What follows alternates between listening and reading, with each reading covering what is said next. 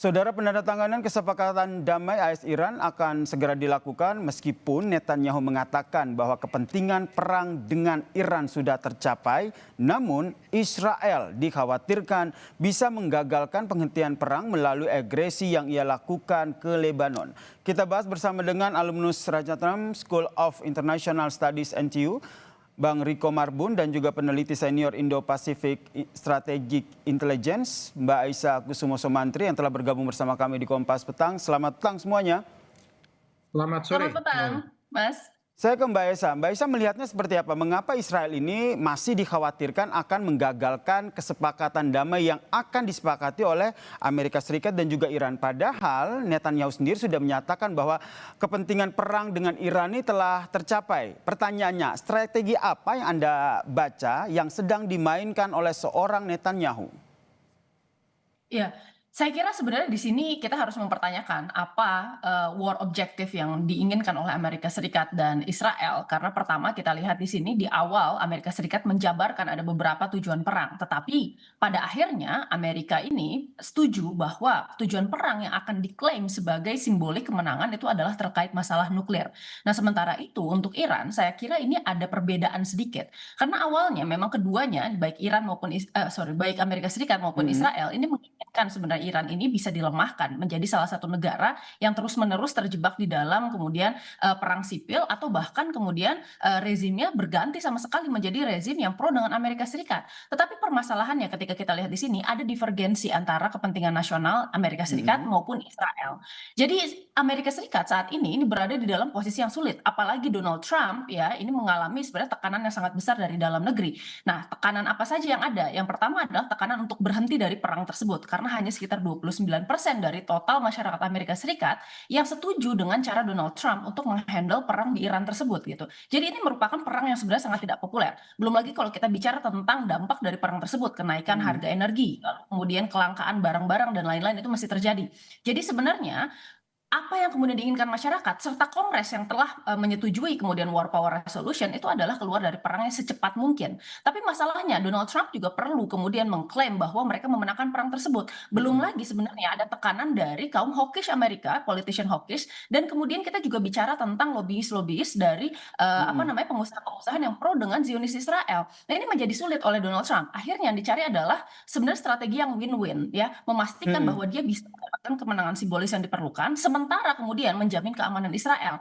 Sementara untuk Israel sebenarnya ini masalahnya tidak berhenti sampai di sana karena tujuannya pertama adalah ya selalu ada doktrin never again menjamin keamanan Israel. Tetapi Abraham Accord saja ya dengan kemudian Amerika Serikat meminta GCC menandatangani hal tersebut itu tidak cukup. Israel Oke. juga selain memastikan keamanannya sebenarnya punya apa namanya salah satu tujuan untuk melakukan expansionism sebagai jaminan agar kemudian Israel ini bisa berdiri sebagai negara great power yang tidak punya Meskipun coercive power Mbak lain. Aisyah, maaf saya potong, kalau kita lihat Benyamin Netanyahu sendiri menyatakan bahwa sebenarnya tujuan perang dengan Iran ini sudah tercapai. Kalau Bung Riko sendiri melihatnya seperti apa? Karena Wapres Amerika Serikat sendiri dalam keterangannya menyatakan bahwa kesepakatan damai antara Amerika Serikat dan Iran nantinya akan menguntungkan rakyat Amerika. Apakah pernyataan ini nih sekedar hanya untuk memberikan angin segar saja kepada mereka-mereka internal Amerika Serikat yang tidak menginginkan perang atau seperti apa? Saya pikir kalau pernyataan Netanyahu itu perlu kita tunggu ulang keikhlasan dan kebenarannya ya, karena secara real apa yang diucapkan dan apa yang dilakukan di lapangan itu 180 derajat berbeda begitu. Karena pertama buat Israel sebenarnya semenjak kelahiran Republik Islam Iran dari tahun 79, mereka sudah menganggap Iran ini sebagai salah satu ancaman yang sifatnya eksistensial. Jadi harus dan wajib dihancurkan Republik Islam Iran ini sehingga Israel tidak akan pernah bergeser dari tujuan itu. Nah, pernyataan sementara dari Netanyahu ini sebenarnya terlihat beberapa kali berubah-ubah. Seperti misalnya yang dia nyatakan sekarang ini sepertinya terlihat semacam membujuk Presiden Amerika Serikat karena kita ketahui bahwa langkah Iran untuk mensabotase usaha damai yang dilakukan oleh Presiden Donald Trump ini kan terus terjadi sampai hari ini karena sampai hari ini kan Israel itu belum check out dari Lebanon begitu, dia masih ada di sana dan terus-menerus melakukan serangan. Jadi pernyataan statement dari Netanyahu. Netanyahu ini sebenarnya hanya pernyataan yang sifatnya sementara sambil dia pasti melakukan langkah-langkah di lapangan begitu ya untuk mencoba menggagalkan. Kalau JD Vance, Wapres Amerika, itu kalau kita lihat dari artikel yang dikeluarkan oleh New York Times beberapa waktu lalu, memang dia termasuk dari kelompok yang menolak sebenarnya perang itu terjadi begitu. Tetapi pada akhirnya karena dia adalah wakil presiden, dia memutuskan untuk apa kata presidennya dia akan ikut. Tetapi secara umum kita lihat tokoh seperti Wapres JD Vance ini dia termasuk orang yang ada di dalam kabinet Trump yang tidak menyetujui perang Iran. Itu agak berbeda dengan kasusnya dengan Menteri Perang Menteri Amerika Perang di ya. Texas begitu. Betul sekali. Mm-mm. Nah, yang mungkin terjadi ke depan ini yang dilakukan oleh, jangan lupa loh ya, Mm-mm. Israel ini Netanyahu terutama pernah berhasil menggagalkan kesepakatan damai yang telah dibuat oleh Amerika Iran pada tahun 2015 lalu yang zamannya Obama. Itu kan sudah ada kesepakatan damai sebenarnya antara Iran dengan Amerika, begitu kan? Juga pengaturan nuklir dan lain sebagainya. Tetapi yang dilakukan oleh Israel pada saat itu dia lancarkan manuver di beberapa front sekaligus. Yang pertama itu manuver di depan publik. Kita ingat pada sekitar caturwulan pertama di tahun 2018 Mm. itu Netanyahu secara terbuka begitu membuat show begitu ya dalam bahasa Inggris, kemudian membeberkan yang dikenal dengan nama Iran Archive. Jadi Iran Archive ini semacam informasi intelijen yang dikumpulkan oleh Mossad yang intinya menyatakan bahwa walaupun sudah ada perjanjian damai nuklir itu ternyata Iran berbohong. Oke, Iran sehingga berbohong. kalau seperti yang tadi Anda sampaikan, Bung Riko, tahun 2015 saja pernah menggagalkan upaya perjanjian damai yang dilakukan. Sehingga ini menjadi sebuah sejarah bahwa wah jangan-jangan Israel juga bisa melakukan ataupun menggagalkan kesepakatan yang saat ini tengah dilakukan oleh Amerika Serikat dan juga Iran. Pertanyaannya adalah, jika benar-benar Israel menggagalkan kesepakatan melalui aksi militer di Lebanon, apa respons konkret yang kemungkinan besar akan dilakukan ataupun diambil oleh Iran maupun Amerika Serikat? Jangan dijawab dulu, kita perbincangkan usai jeda berikut ini. Tetaplah bersama kami di Kompas Petang.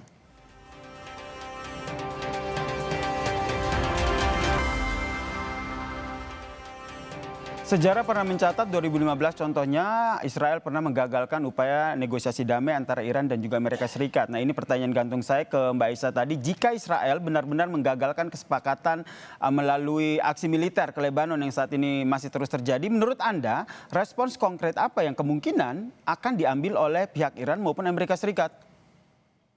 Baik, untuk AS sendiri saya kira sebenarnya ini jelas ya bahwa Amerika Serikat saat ini menginginkan mereka keluar dari peperangan ini. Maka dari itu sebenarnya pasti akan ada diskusi di antara Donald Trump dan Netanyahu terkait posisi masing-masing mereka ya.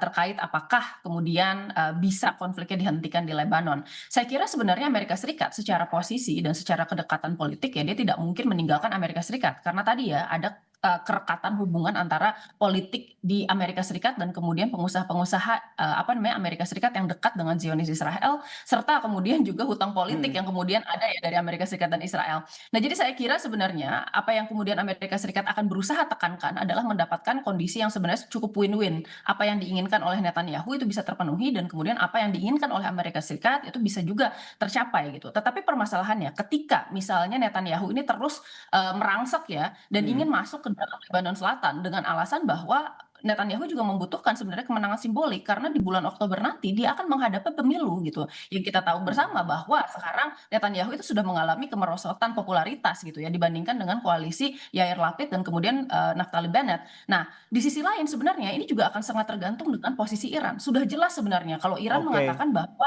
tidak bisa dinegosiasikan, ini semuanya harus dikatakan satu paket gitu. Nah, apabila ini kemudian terjadi dan Iran masih merasa bahwa kemudian Hezbollah ini merupakan aliansi yang harus dilindungi, saya kira sebenarnya tidak akan berhenti sampai di sini dan Selat Hormuz akan tetap digunakan sebagai salah satu leverage yang kuat bagi Oke, Iran untuk kunciannya salah satunya Selat Hormuz ya. Kalau kita lihat Selat Hormuz, nuklir dan juga menghentikan perang di Lebanon ini menjadi beberapa poin penting dalam perjanjian yang diajukan oleh Iran. Dari Bang Riko sendiri melihat apakah respons yang diambil oleh Iran sendiri seperti apa? Apakah melunak dengan poin-poin yang selalu mereka pertahankan atau bagaimana?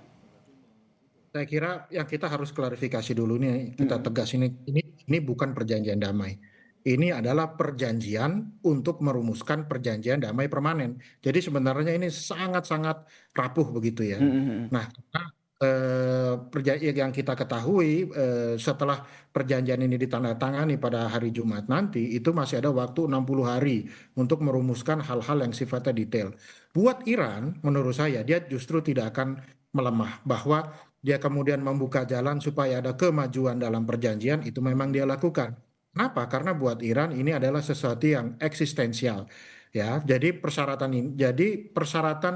tidak cawe-cawenya Israel yang bisa menimbulkan perang regional, saya pikir itu mutlak. Dan bagi Iran sebenarnya dia melihat apa gunanya mereka mempertahankan perdamaian sekarang apabila tahun depan ternyata perang di restart ulang lagi. Kan ini pernah terjadi pada Juni perang 12 hari yang lalu kan. Ya perang yang berlangsung selama 12 hari antara Israel melawan Iran.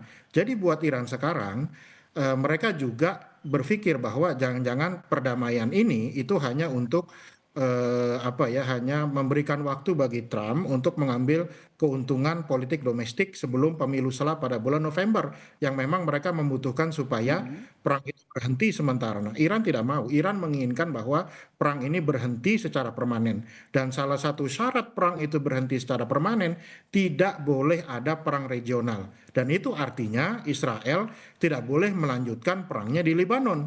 Nah, nanti yang jadi tanda tanya itu begini. Dan ini belum dirumuskan. Apa yang dimaksud tidak melanjutkan perang di Lebanon? Apakah eh, Israel yang telah masuk sekitar 10 sampai 30 kilometer ini boleh tetap di sana, begitu ya, membuat buffer zone? Atau Atau mereka harus ditarik tarik dulu? seluruhnya ya sebagai bukti bahwa Israel sudah tidak akan melakukan serangan ke Lebanon begitu ya. Nah, kalau seandainya kalau kita lihat nih masing-masing pihak baik Amerika Serikat maupun Iran semua punya posisi tawar masing-masing begitu dan kayaknya nih sulit sekali nih titik temu terkait dengan perjanjian ini. Ada negosiasi ini kan sebenarnya dimediasi oleh Pakistan. Peran dari negosiator-negosiator ini akan seperti apa sehingga kita lihat nantinya negosiasi damai ataupun negosiasi yang dilakukan kedua belah pihak ini betul-betul bisa memberikan apa bahasanya keuntungan dari kedua belah pihak. Betul, memang. Jadi kalau kita melihat sekarang ini sebenarnya peta di Timur Tengah ini sudah berubah ya pasca perang ini.